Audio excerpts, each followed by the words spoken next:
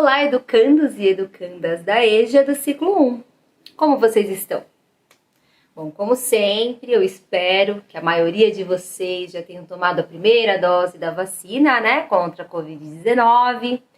E eu sei que a gente acaba repetindo bastante isso, mas é sempre pro bem, né, de todos vocês, né, todos e todas.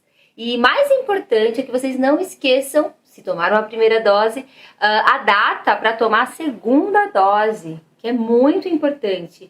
E também que continuem cumprindo aí os protocolos sanitários que a gente sempre fala, né? Lavar as mãos frequentemente com água e sabão, quando não for possível, usar o quê? O álcool, o gel, né? E também tentar manter aí o distanciamento social.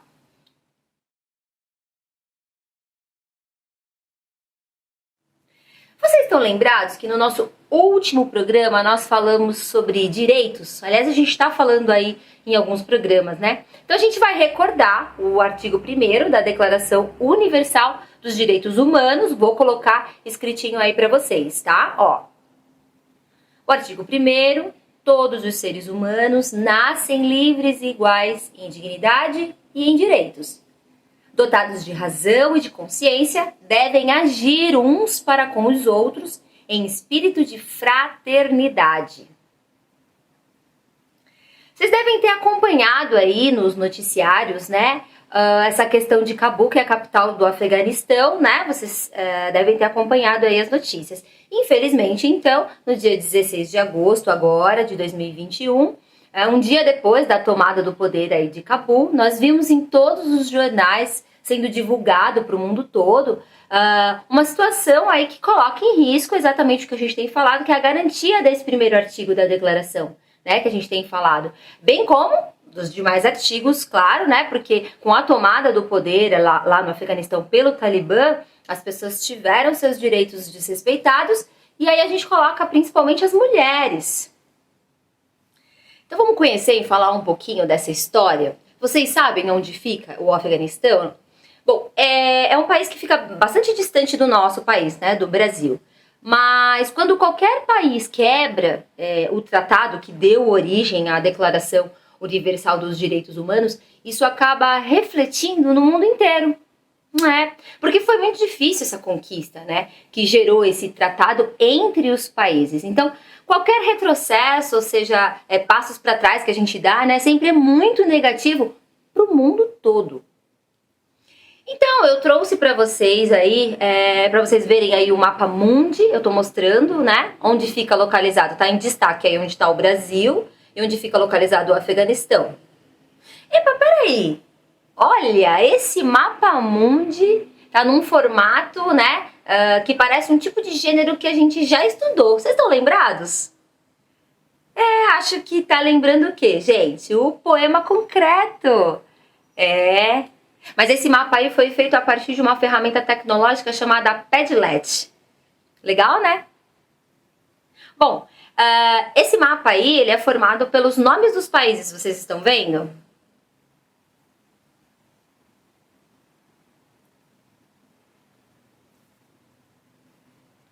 Bom, e a gente vai encaixar também toda essa história, uma curiosidade matemática. Preparados? Bom, percebem como então, eu falei da distância, né? Percebem como são distantes os países, o Brasil e o Afeganistão? Então, só para vocês terem uma ideia da distância, tá? Então, um exemplo, um avião que sai de São Paulo com o destino ao Afeganistão, ele leva em média 27 horas para chegar ao seu destino. O que vocês acham da gente calcular aí a velocidade média dos aviões dessa companhia que faz esse trajeto? Então vejam, eu vou utilizar uma calculadora, tá, para fazer esse cálculo. Então vamos dizer que a distância entre os dois países, eu vou colocando os números aí, tá, seja de 13.590 quilômetros.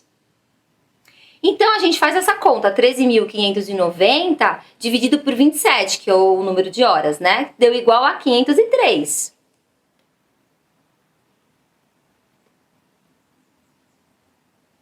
Então, 503 km por hora seria a velocidade.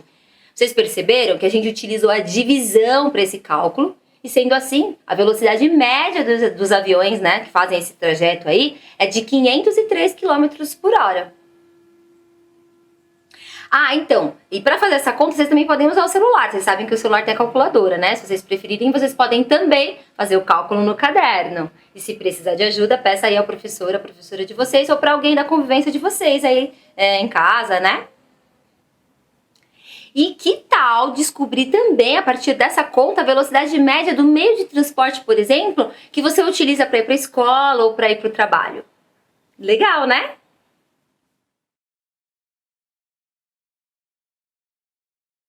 Bom, e voltando então ao assunto do Talibã, vocês então devem ter ouvido aí, como eu falei nos últimos dias, falar esse nome Talibã, né? Então, vamos ver mais ou menos o que ele significa.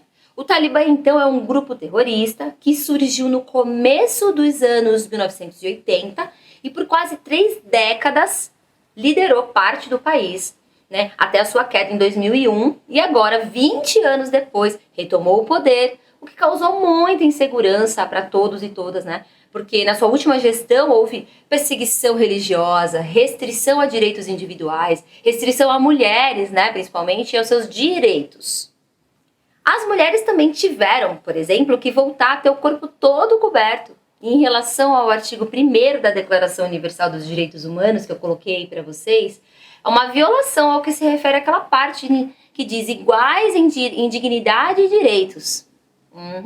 E poucos dias depois, o Talibã já anunciava suas medidas políticas para o país. Medidas como a proibição do aborto, né, a rejeição da ciência, a religião, né, ensinada na escola, nas escolas, a proibição, por exemplo, de vacina, né, contra a Covid-19, dentre tantas outras coisas. Esse é um exemplo muito claro sobre violação aos direitos que constam aí na Declaração Universal dos Direitos Humanos. Então a gente vai fazer agora um exercício de pensar sobre. Vamos pensar sobre esse assunto, né, de direitos que a gente está falando, pensando então no nosso país, no nosso estado, na nossa cidade. Será que tudo que consta, né, na Declaração Universal dos Direitos Humanos é respeitado? E se não for, né, e se não é respeitado, o que será que é possível fazer? Vocês já pensaram sobre isso? Isso é bem importante, né? Para a gente compreender essa realidade, né, de maneira mais ampla, é interessante que a gente comece a pensar sobre as nossas necessidades dentro do nosso território, né? Nossa casa, na escola, né, em outras instituições, no nosso bairro. Se a gente parar para pensar, a gente tem várias necessidades, não é verdade? Vocês não concordam comigo? Nós, como seres humanos, cidadãos, temos várias necessidades, porque a gente tem necessidades, por exemplo, fisiológicas, né? Ar, água, comida, né? Exercício, repouso, saúde. Nós temos as nossas necessidades sociais, né? Se sentir querido, pertencente a um grupo social, ser incluído, não é?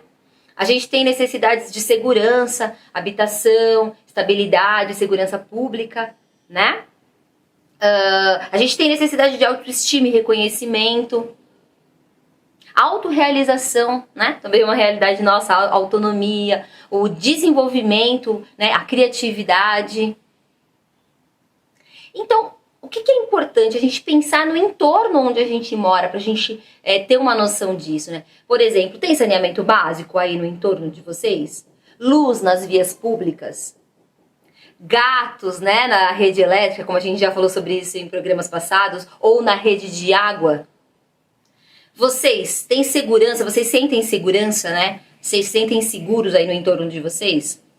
Habitações erguidas de alvenaria, córregos a céu aberto, né? Vocês têm aí no entorno de vocês o comércio próximo, mercado, padaria, farmácia.